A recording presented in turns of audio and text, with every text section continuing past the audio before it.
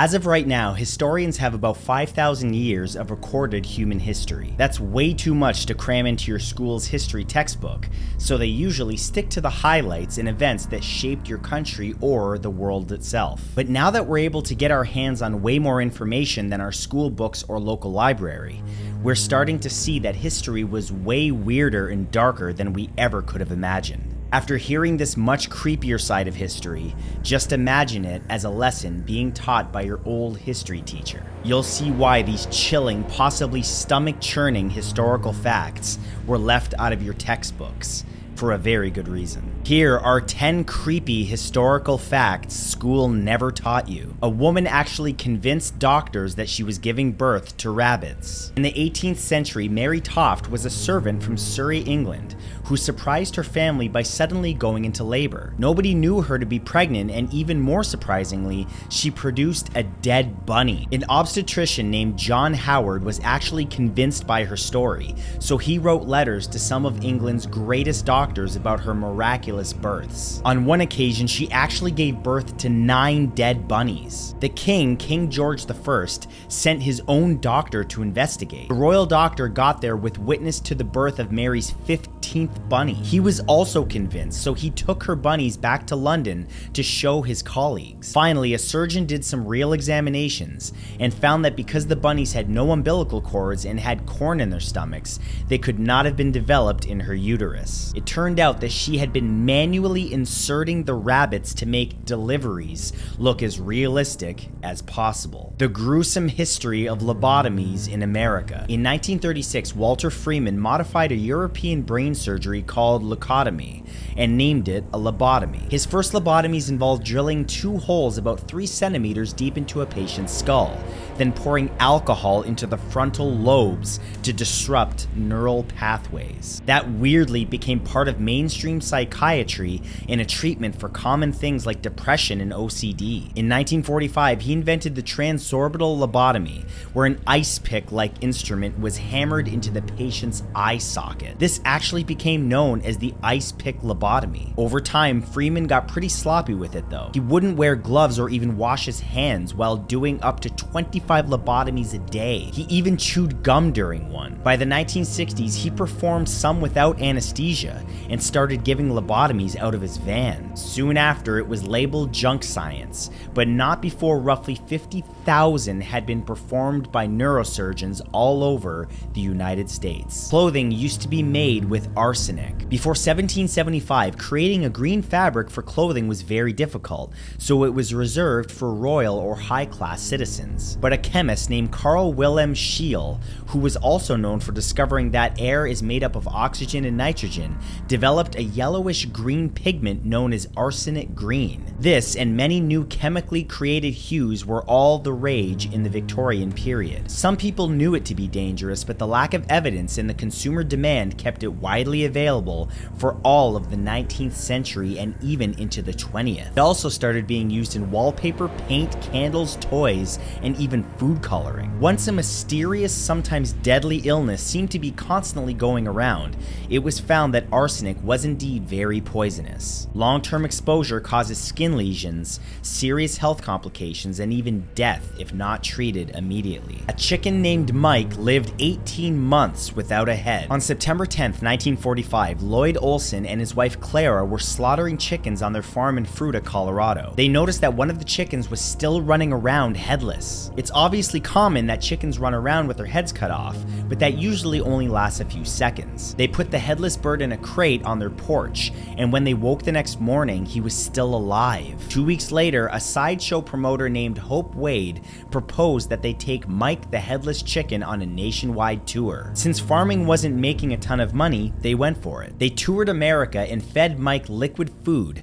and water through a dropper directly into his esophagus and cleared his throat with a syringe. Mike's tour ended when he passed away after 18 months of headlessness. The European zombie outbreak of 1494. Although Italy's Renaissance period is known for iconic masterpieces like the Mona Lisa and Michelangelo's David, it has one major, little-known dark side. In 1494, 2 years after Columbus sailed to the Americas, sailors were returning from the New World with a massive outbreak of syphilis. Naples came down with a case of super syphilis, an early iteration of the disease that left the infected with ghastly lesions down to the bone. This would become known as the Great Pox, and its effects on people were horrifying. The skin on victims' faces was essentially rotted away with grisly ulcers, and in some cases, people's noses, lips, and other body parts completely fell off. Unaffected people were terrified of the rotting, slow-moving Walking Dead in what is now known as the closest thing to a real-life zombie apocalypse. The Devil's Bible, a large 13th century Bohemian book called Codex Gigas,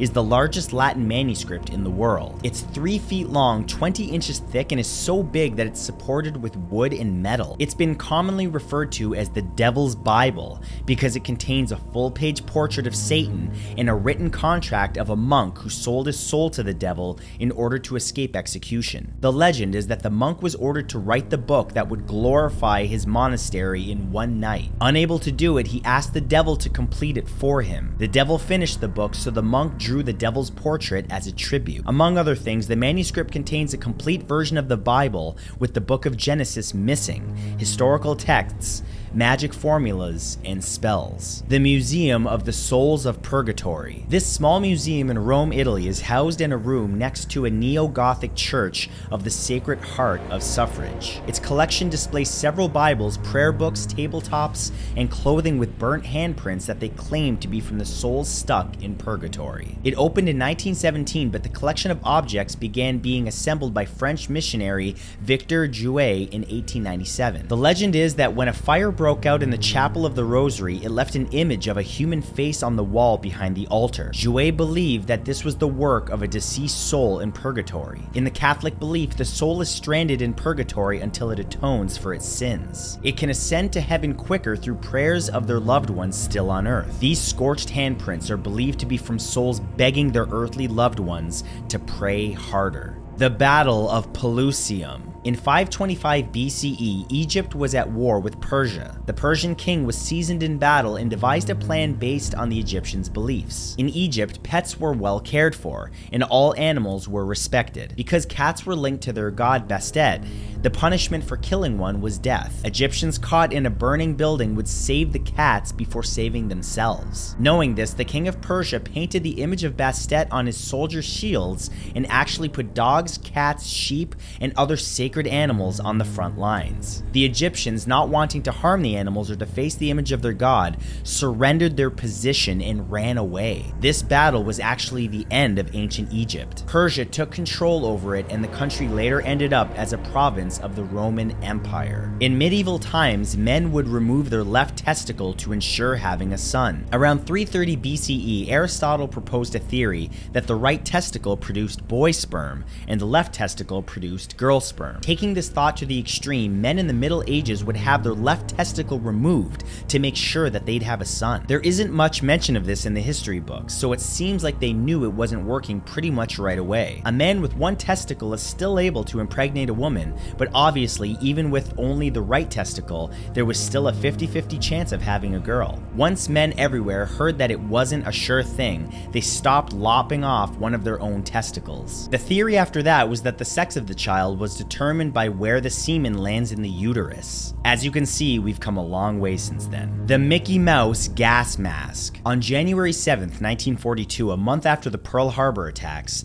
the owner of Sun Rubber Company, T.W. Smith, feared that battles in the Second World War would start being fought in America. He presented a sketch of a Mickey Mouse gas mask to the chief of chemical warfare to help protect children with a less scary version of a regular gas mask. Walt Disney himself met with civil defense and chemical warfare officials and actually helped design the mask. Since World War II was never fought on American soil, Sun Rubber Company only produced about 1,000 of the Mickey Mouse gas masks. Only a handful of them still exist today in private collections, and they may seem incredibly creepy now, but they're way better than the terrifying British version that actually contained asbestos. Hey, thank you guys for watching, and if you enjoyed this, please leave a like and a comment on it. Also, you can watch more by clicking either of the links on screen right now, and consider becoming a channel member. You get exclusive access to new videos 24 hours in advance, as well as exclusive content just for members. The link for that is in the description along with all of my socials. I'll see you guys next video.